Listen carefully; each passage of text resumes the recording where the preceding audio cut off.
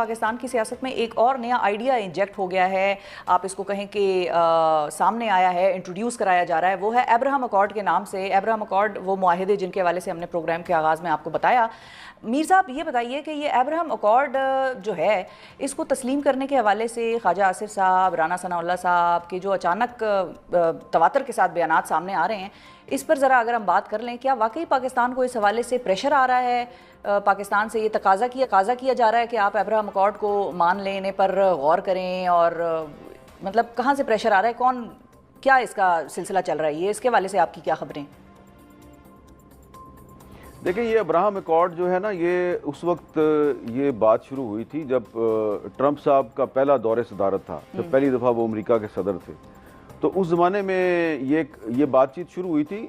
बज़ाहिर इसका मकसद तो ये है ना कि जो मुख्तलिफ मुस्लिम ममालिक हैं वो इसराइल को बतौर एक ममलकत के तस्लीम कर लें, उसके साथ सफारती ताल्लुकात कायम कर लें। असल मकसद तो ये है जी। तो ये ट्रंप साहब के पहले दौर में ये प्रेशर उस वक्त भी पाकिस्तान पे आया था। मैं उसका आई विटनेस हूँ। यहाँ तक कि मुझे भी कहा गया था कि भाई आप लोग जो हैं वो क्यों आप इसराइल के साथ ताल्लुकात की मुखालफत करते हैं, क्या मसला भाई आपका इसराइल के साथ। और अच्छा। उसके बाद फिर कंपेन भी शुरू हुई थी। आप याद करें ना कि बहुत बड़े बड़े जो पाकिस्तान के सहाफ़ी हैं, टीवी एंकर्स हैं, उन्होंने प्रोग्राम किया था बाकायदा कि इसराइल के साथ सफारती ताल्लुकात कायम करने के क्या क्या फ़वायद होंगे। और एक मीटिंग मुझे याद है जो वज़ीर आज़म सेक्रेटेरिएट में हुई, और उस मीटिंग में कोई 10-15 जो टीवी एंकर्स हैं उनको बाकायदा घेर कर वहाँ ले जाया गया। मैं भी ये याद है। और मीर साहब आपका एक स्टांस भी था, बिल्कुल आपका एक स्टांस भी था, बड़ी स्ट्रॉन्ग पोजीशन थी जो आपने उस वक्त ली थी, और आपने ये भी बताया था, अपने प्रोग्राम्स में भी जिक्र किया था, कॉलम्स में भी लिखा था कि उस वक्त की हुकूमत जो खान एडमिनिस्ट्रेशन थी उस पर भी प्रेशर आया था और खान साहब ने इनकार किया था। ये भी खबर आपकी थी। जी, वहाँ पे देखें ये हुआ था कि ऐसा लग रहा था कि कुछ टीवी एंकर्स जो हैं उनको बाकायदा ब्रीफ किया गया है, और उनकी असाइनमेंट ये थी कि उन्होंने इमरान खान को कन्विंस करना था कि जी आप इसराइल के साथ सफारती ताल्लुकात का अभी बैठे बैठे यहीं पे फैसला कर लें, ना पार्लियामेंट के पास जाएं, ना किसी और से पूछें। बस ये टीवी एंकर्स है ना जो 10-15, बस ये इन्हीं के साथ फैसला कर लें आप, ये इतना बड़ा।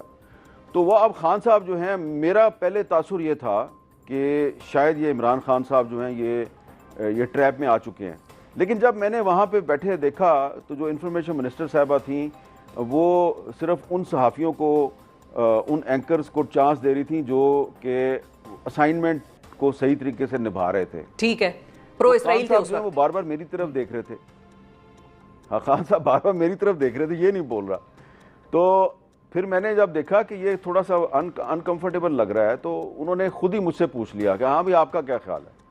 तो मैंने उनसे सीधी सी बात, मैंने कहा आप बड़े लीडर हैं या ये जिसकी तस्वीर ऊपर लगी हुई है ये बड़ा लीडर है? उन्होंने ऊपर देखा, उन्होंने कहा हाँ कायदे आज़म मोहम्मद अली जनाब मेरा लीडर है, ये मुझसे बड़ा है। तो मैंने कहा फिर खान साहब क्या कायदे आज़म के पाकिस्तान में वो पॉलिसी नहीं होनी चाहिए जो कायदे आज़म की पॉलिसी है? तो खान साहब ने इस तरह हाथ पे हाथ मारा, उन्होंने कहा बस डन हो गया, जो कायदे आज़म की पॉलिसी है इसराइल के बारे में वही पॉलिसी चलेगी पाकिस्तान में। अच्छा जी, उसके बाद मीटिंग फ़ौरन चंद मिनट के अंदर अंदर जो है उसको ख़त्म कर दिया गया। और जब मैं वज़ीर आज़म सेक्रेटेरिएट से बाहर निकला, गाड़ी में मैं दफ्तर की तरफ आ रहा था, मुझे फ़ोन आने शुरू हो गए बड़े ताकतवर लोगों के। उन्होंने कहा ये क्या किया आपने, ये आपने प्राइम मिनिस्टर को ये क्या कहने की ज़रूरत थी कि कायदे आज़म की पॉलिसी चलेगी? कोई टिकर नहीं चलेगा, कोई खबर नहीं चलेगी, बस बता दिया आपको। अच्छा। अब आप बताएं कि मोहम्मद मीर साहब जो हैं उनका कसूर ये था कि उन्होंने वज़ीर आज़म पाकिस्तान को ये बताया कि बानी पाकिस्तान की इसराइल के बारे में क्या पॉलिसी है। तो अब वो 2019 था, 2020 था, वो बात अब ख़त्म हो गई है। अब 2025 में आपने मुझे सवाल किया है अब्राहम अकॉर्ड के बारे में। बिल्कुल, अब मैं यही पूछना चाह रही हूँ इस सारी कहानी को सुनने के बाद, और ये जो वाकया आपने सुनाया हमारे नाजरीन के लिए, इसके बाद अब मीर साहब से मेरा ये सवाल है कि अब हाथ पे हाथ मार के कौन कहेगा कि भाई डन हो गया और जो कायदे आज़म की पॉलिसी है वही पाकिस्तान की पॉलिसी होगी 2025 में भी, या आपके तज्जिए और आपकी जो दूरंदेशी आपको बता रही है वो ये है कि 2025 में शायद वो पॉलिसी तब्दील होने लग रही है या होने जा रही है? ये अब सवाल बनता है। मेरा ख्याल है कि इतना आसान नहीं है। शहबाज शरीफ साहब और इसहाक डार साहब जो हैं वो इतनी आसानी से अब्राहम एकॉर्ड जो है उसमें शामिल नहीं हो सकते। और जितना मैं जानता हूँ पाकिस्तान के अवाम को कि पाकिस्तान के अवाम बहुत से मामलात पे जो है वो घरों में बैठे रहते हैं। वो कहते हैं अच्छा पेट्रोल महंगा हो गया, चलो कोई बात नहीं यार, अच्छा गैस भी महंगी हो गई है, ओहो हो हर चीज़ ही महंगी हो गई है तो कोई बात नहीं, बाहर निकलने का क्या फ़ायदा है। लेकिन ये कुछ 2-3 मामलात ऐसे हैं, एक कश्मीर है और एक फ़लस्तीन है, ये आपकी केमिस्ट्री में शामिल हैं। देखें ये जो अब्राहम एकॉर्ड है ना, इसके हवाले से एक मैं बड़ी ही इम्पोर्टेंट हिस्टोरिकल चीज़ आपको बताना चाहता हूँ जी। पाकिस्तान का ख्वाब देखा था अल्लामा इकबाल ने। अल्लामा इकबाल ने मुसलमानों को वाज़े तौर पे नसीहत की हुई है। जब वो एक फ़लस्तीन कॉन्फ्रेंस में शिरकत के लिए मस्जिद अक्सा में गए और फिर वहाँ से वापस आए तो उन्होंने एक बात कही थी। उन्होंने कहा था कि ये जो अरब ममालिक के बादशाह हैं ना, फ़लस्तीन के मसले पे कभी भी इनकी विजडम पर और इनकी पॉलिसी पर एतमाद ना करना, कभी। ये बात उन्होंने लेट 30s में कही थी। कायदे आज़म ने तो बहुत बाद में बात की ना, अल्लामा इकबाल ने ये लेट 30s में बात की थी कि कभी भी इन पर एतमाद नहीं करना। अरब ममालिक के जो बादशाह हैं इनकी फ़लस्तीन के बारे में पॉलिसी पे कभी एतमाद ना करना। और फिर जब यूनाइटेड नेशंस की रेजोल्यूशन के तहत जब इज़राइल कायम हो गया 1947 में, तो उसके बाद कुछ अरसे के बाद इज़राइल के जो प्राइम मिनिस्टर थे उन्होंने कायदे आज़म को लेटर लिखा कि आप हमें तस्लीम कर लें। जी। कायदे आज़म ने मुनासिब नहीं समझा कि इज़राइल के प्राइम मिनिस्टर को जवाब दिया जाए। उन्होंने कहा कि जो तुम्हारा जो असल सरपरस्ती आला है ना, मैं उसको जवाब देता हूँ। तो उन्होंने कायदे आज़म ने दिसंबर 1947 में लेटर लिखा अमेरिकन प्रेसिडेंट ट्रूमैन को, और ये लेटर आज भी यूएस स्टेट डिपार्टमेंट की जो आर्काइव्स हैं उसमें आज भी मौजूद है, आप निकाल के डाउनलोड करके पढ़ सकती हैं।